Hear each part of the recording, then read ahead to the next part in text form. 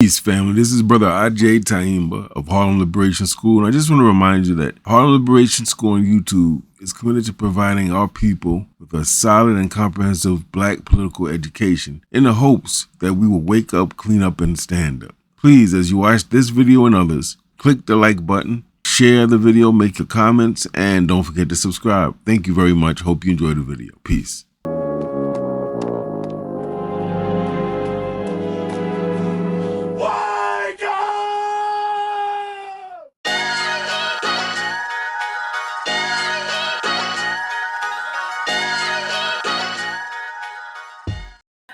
This land here in the United States has been colonized several times by the Dutch, by the French, by the Spanish, by the British, and the British offspring, which when Great Britain flushed its toilet, it sent its criminals, its debtors, its prostitutes, its criminals here. So there were people already here. Africans were seafaring people. The original phenotype of the indigenous people are of Australoid look, a Melanesian looking person. The Native Americans that we see who are of the European and Asian phenotype, they are the Johnny-come-latelys. The original Aboriginal people look like us, and they're still here. They never left. The sub-Saharan African that came here also came here in waves. They came here in several ways, at least four. The last wave of Africans came here through the transatlantic slave trade. Now, also, you have Black Europeans that came here. And this was before the Euro-Americans set up their institution and their constitution, before they set up a nation here on this land. You had Black Europeans that were from Portugal. You had Black Europeans that was from Spain that actually brought Europeans here, okay? You have Black Europeans that was from France. So we have been misled through the public school system and the media about our true identity of who we are. We're not just Africans. And Dr. Clyde Winters has done a impeccable job on doing the research and showing who we are as a people. Dr. Ivan Van Sertima has done a lot of work showing that we have a presence here before 1619. So what that means is we were supposed to have enjoyed the same status as other autonomous peoples, like the Native Americans. When people say today in 2020, how can they do that? Why do the police murder us like that? Why do they murder Black people? Why are Black people living in these kind of conditions? If they do not have a historical context, the political education, then that question is surprising. Right? Like they treat us in the same way that they've been treating our ancestors since 1492, and then when they started kidnapping Africans in 1619. All they've done is change some of the ways, but the methodology, the ideology is the same. So we have to help our people to have that level of understanding that we are living through what our ancestors lived through. We're just enduring it in different ways. So political prisoners first of all, Dr. Clark, John Henry Clark said, when we were kidnapped, we came here as political prisoners because we didn't come here of our own free will. We were kidnapped as a political system of capitalism, and we were made into a commodity. And then it has, from there until now, right? So political prisoners, the definition being, right, someone who is in prison, a political prisoner is someone who's in prison because of their political actions or their political beliefs, right? So most people know Mumia Abu-Jamal. He's a political prisoner, right? Because he took his journalism skills and he used them for the people to challenge Rizzo in Philadelphia, the police department in Philadelphia, and the system of capitalism, right? Sekou and others were political prisoners of war. And a prisoner of war is someone who takes up military action against repressive government. So when we talk about the Black Liberation Army, that was to wage armed struggle in defense of the war on Black people. Because make no mistake, there's been a war on Black people since 1619. They just change it. Sometimes it's police, sometimes it's the piss poor education, sometimes it's the lack of affordable housing, it's the massive and chronic unemployment, it's the lack of access to health care. All of those ways are the war that is being waged against Black folks. It's just not bullets and drones. But in political prisoner and political prisoner of war, those are two distinct categories in the struggle for Black freedom and Black resistance. Brother RJ, one of the most important things I've done while taking up space on this planet is learn why we've been the Willses all these generations. And I don't think anyone fully appreciates the fact that you are carrying a slaveholder's name generation after generation, and you don't even know who he is. You don't know the individual who committed the crime against your family, and you're passing this name to your children and your grandchildren. And I'm not criticizing, mind you, but I'm just saying, who was this person whose name you are, it is so powerful to pass a surname from generation to generation. And for me, when I wrote Die Free, that was the biggest revelation. This is why we're the Willses, because Edmund Wills went to a slave auction and bought my 10-year-old grandpa Sandy and forced that surname on him. And that surname came out on me when I was born in Elmhurst Hospital in Queens, New York. And no one has bothered to, connect all of these dots. A name is powerful. I'm going to drop the Wills once I settle all family business. I need to fully get the picture of the crimes committed against my family right down to where they're buried. There are too many open-ended issues in my family. I don't know where my Civil War heroic grandfather is buried. I don't know where his wife is buried. That's the journey I'm currently on. Where is Dolphin West, my 4-time great-grandfather and Emma's father? I need to settle all family business. And then I'm going back to West Africa. And I'm going to do the work until I find at least one. I'm not going to find them all because there's been so much mixing since my family was brought here centuries ago. But all I need is one village. And then I want the authentic name. DNA is a miracle. DNA is opening up all kinds of stories that have been hidden for generations. And when I find the actual name of one of my ancestors, then I'm going to drop Wills like a bad habit and take the name back of my family. And that is my absolute word is born, as we used to say growing up in the project. That's right. Word is born. I want the name. I have come to resurrect everything that's been murdered in my family. And one of the biggest homicides has been our name.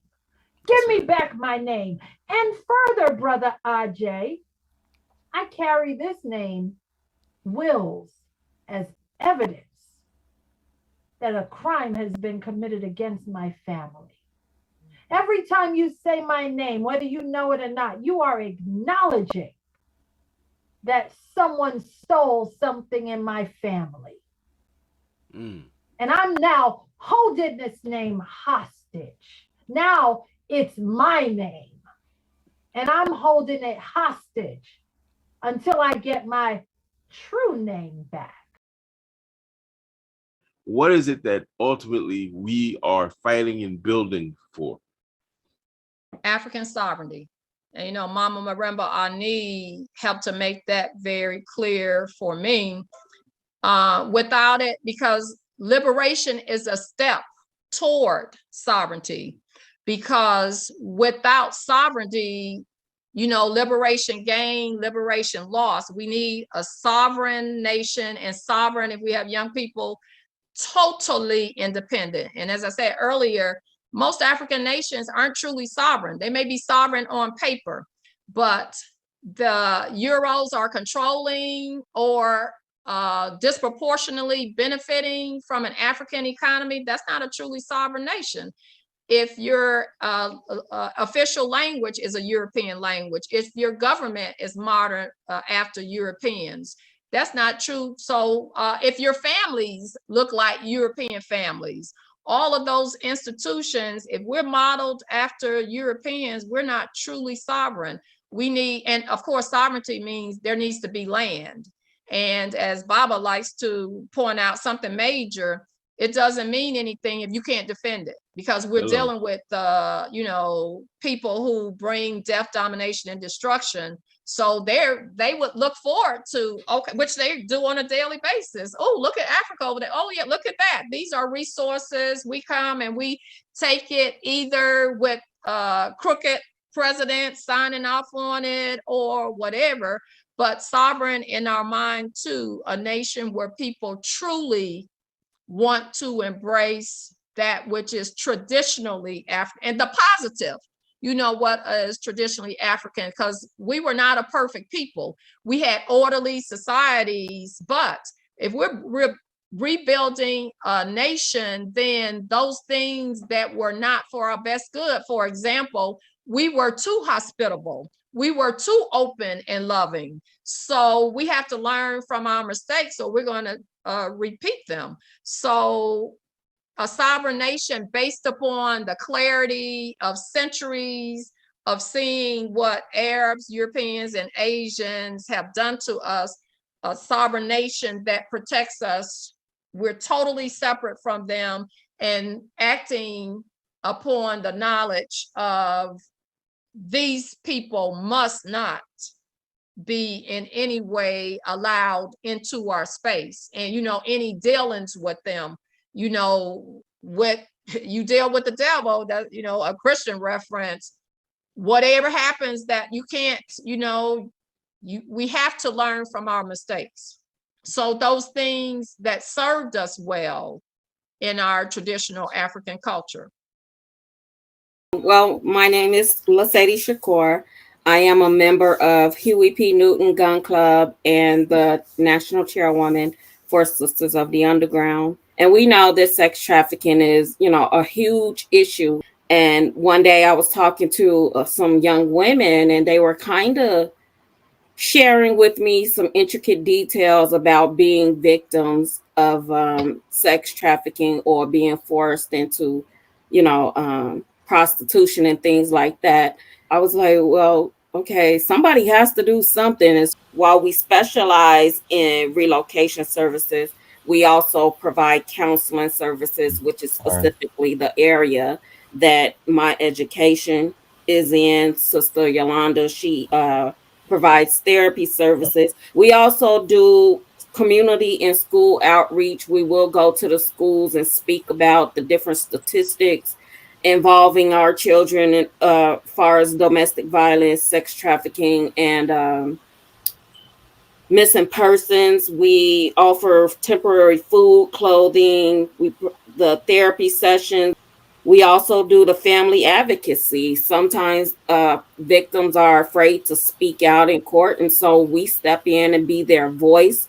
When they don't want to speak publicly about it, we'll take their story and we'll speak about it. I believe every Black man, every Black woman should have a firearm.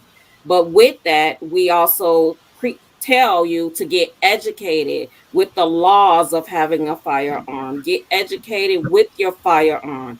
Don't just go out there and purchase one. Learn how to use it, learn how to break it down, and know your rights and your laws. And we also teach preparedness as far as Huey P. Newton Gun Club go, how to prepare your home for a disaster or an emergency. All of those things fall under Huey P. Newton Gun Club as well. And if you have to get in or get into those type of situations, again, know that Sisters of the Underground is here. We want to expand as many, not just national, nationally in different states, even within those states, the small cities, the small boroughs of New York, brother, like where you are. It's a matter of just getting the information out there. And yes, it does take, monetary help and assistance. But as Sister Shakur said, if you have an area of expertise, whether it's nursing, you're a dietitian, educator, whatever you're into, come on and step on in this fold. Because this process that we are implementing it into, trust me, it is very integral in how we're going to rebuild and rebirth our Black nation. Born and raised in Harlem, and I'm really proud of that because it's a beautiful place geographically, but it's also rich in terms of the people and the experiences, the culture, the organic culture that exists here. So I've seen a lot of things happen here. I've seen it when it was rich in terms of my elders and all of the lovely experiences of being nurtured by people who looked like me and who loved me and raised us.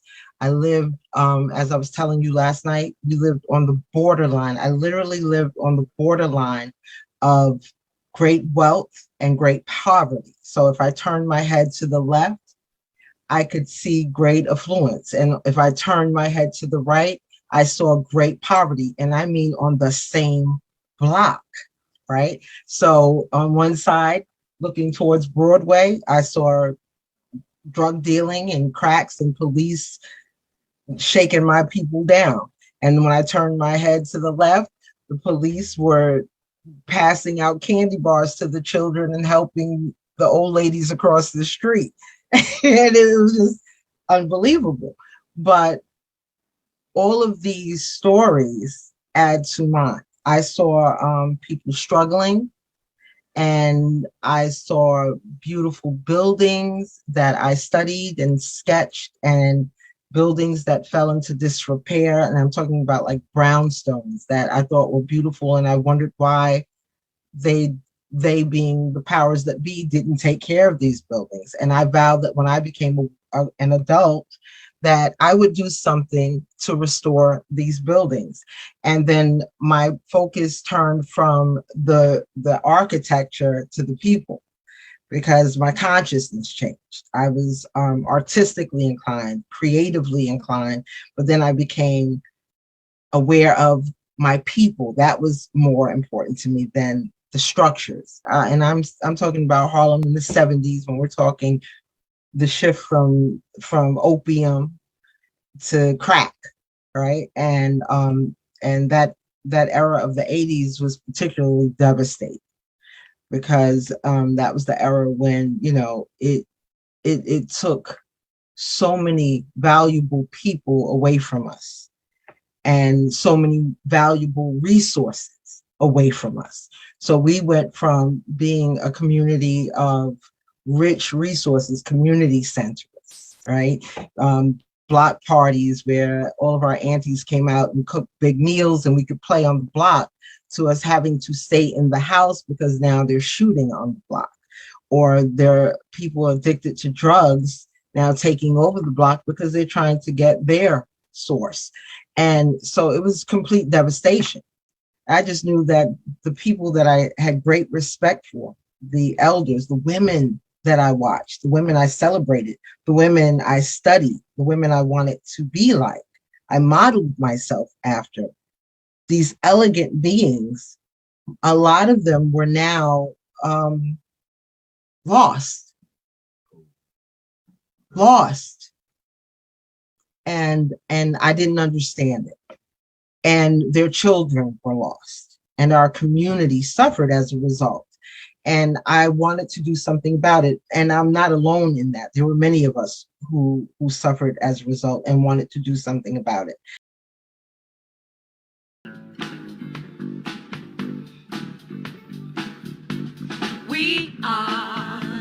We are the spirit of Phoenix rising, the light on the horizon. We are the truth already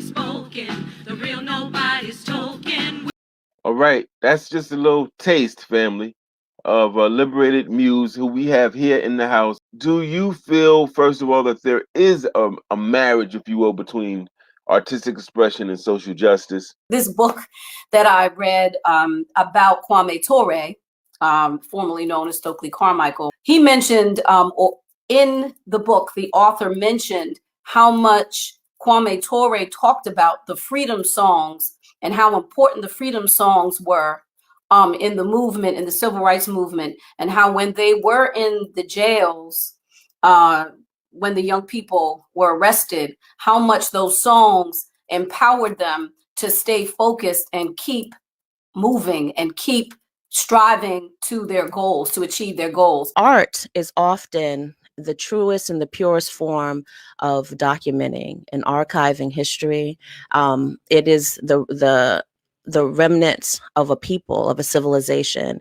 And a lot of times what we look at as being an artistic practice or an artistic artifact, a lot of times we don't realize that it is also a tool for something else, often education, often rebellion. When we know of spirituals, we know that contained in the words of spirituals were really maps, oral maps about how to go to freedom. I am the test that was taken, the last leg of the finish mile.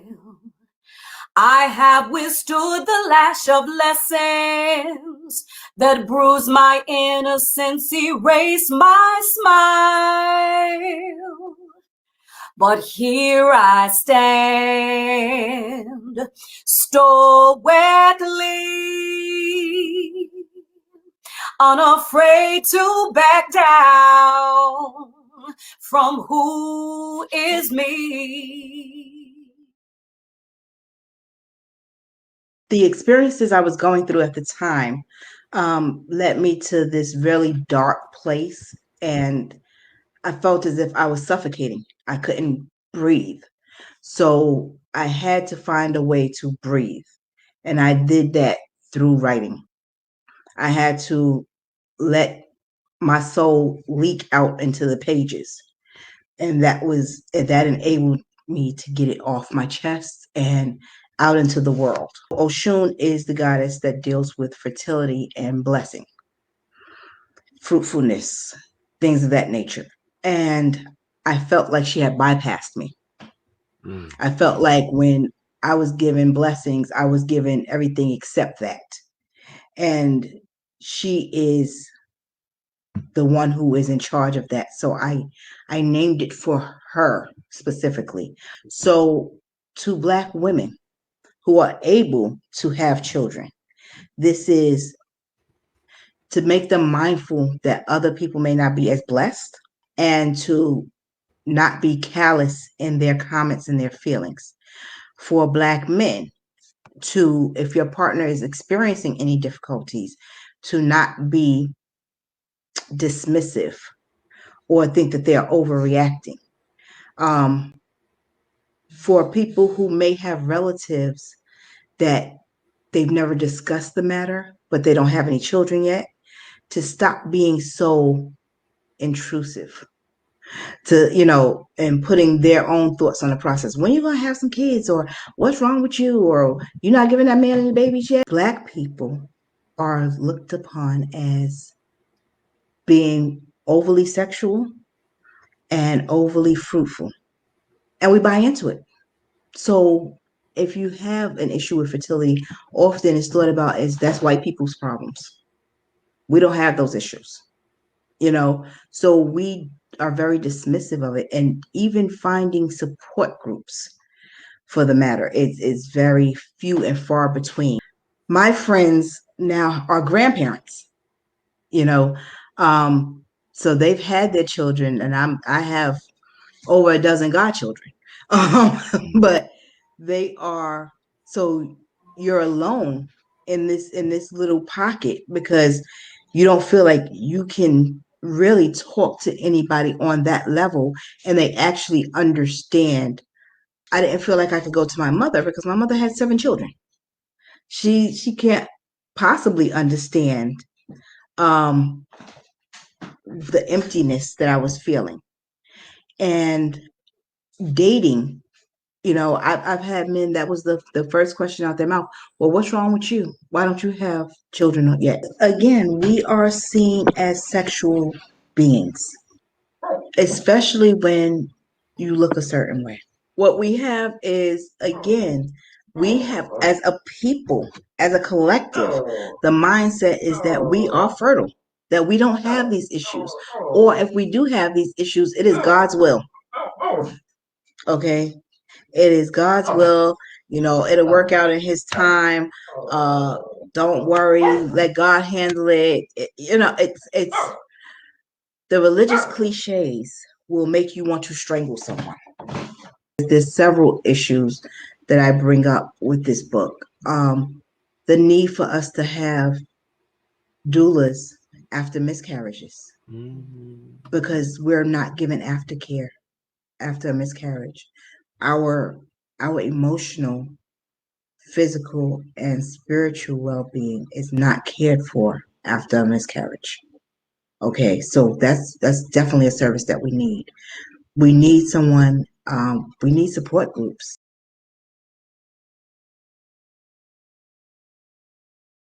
Sometimes we see counseling as a fix for an issue, but the truth is we are not prepared for relationships. Right. So you need to be prepared, just like you are in other fields that you think are important.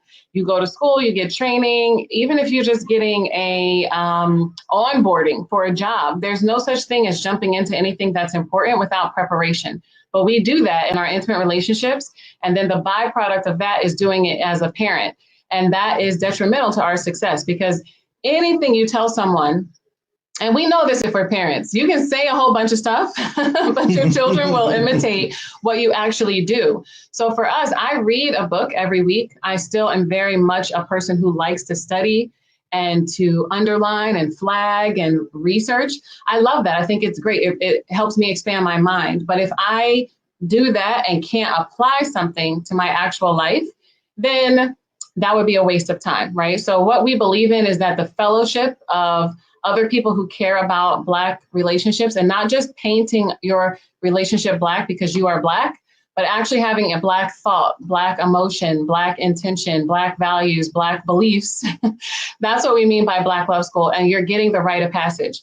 So we think everyone should come in and at a minimum hit each season of the year so that you can see the things that are indigenous to us. So now this is beyond the United States, beyond, Australia, Brazil. This is just, there is something in Black culture, wherever we are, where we are left to ourselves, where the truth comes out of us and our values and our beliefs and our interactions with each other. And those are the things that we have studied through rite of passage, through working with our elders and really saying that this is the truth. Now, how that looks in different nations is going to change based on your environment, your language, what in the world you're eating from your environment. All of those things are specific, but the core beliefs of Black people, when they have not had the effects of colonization, are the same where we have developed all over the globe. And those are the things that we are able to use as a rule, or we like to say a tool in our toolbox,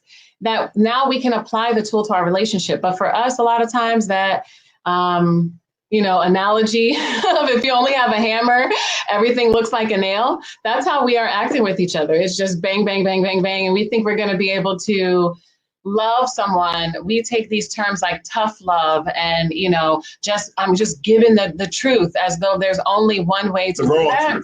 The truth is we can be authentic, we can be loving, we can still be corrective, we can still be exact, we can still strive for great character, but anything that we accomplish, and we know this, anyone who's listening, anything you accomplish, you want to share it with someone. So the idea that right now our relationships are so poor with each other in our real life and online, even when we are pretending to be someone and we can create any kind of personality, we still sometimes are fighting online with each other. And the idea of fellowship and the idea of community, as Masha said, unity, we don't really have an understanding of what that is or why it's important, or that is the design of the universe, truthfully. So we are here as individuals, as an aspect of the Most High and the Creator, but we are meant to unify. So this idea that we cannot do it successfully, or that if you do, you are some unicorn out here in the world and it's just luck, those are things that we have to unlearn. The way I would describe Bronxites for NYPD Accountability, known as Y Accountability, in this moment is a Black liberationist, reparationist organization that does the work of relieving people, Black people, Africans in particular, from operational terrorism of the police, particularly the New York City Police Department, right? We're not a national organization. However, we have moved in a national way where the situation calls for it, but we are micro-focused on the NYPD in New York City. So through our work around operational terrorism, some people call it police brutality, we've developed politically, we've developed as Africans, and that work has led us to other areas that are important to foster our independence as African people, our everyday African experience, and hopefully it will remove the condemnation that our future generations will be subject to if we don't do this work. Before we even had a name yet, Mike Brown was murdered. So it's like, uh-oh, we jumped on this at the right time because this is looking like a powder keg. And we decided to attend police precinct meetings because that was a direct confrontation to police conduct, right? Because precinct meetings start in September, their season, from September to June. What we learned very early on was that no one knows about precinct meetings. So what it ends up being is a glee club or a pep rally for the police. So who you had in the room were relatives of police officers, sort of these POC right-wing people that didn't realize they're poor and oppressed. So our presence that was just anti what they had been set up to do and had been doing for years was disruptive in of itself. See this shit, but there comes a point where you can't just be an observationist. That's just self-deprecating, low self-esteem, low self-pride. We have to have pride in ourselves and pride in our community, our collective dignity, right? That's what Y Accountability is about, our collective dignity, and say, yo, this is not my kid, but we have to rise up like it is our child.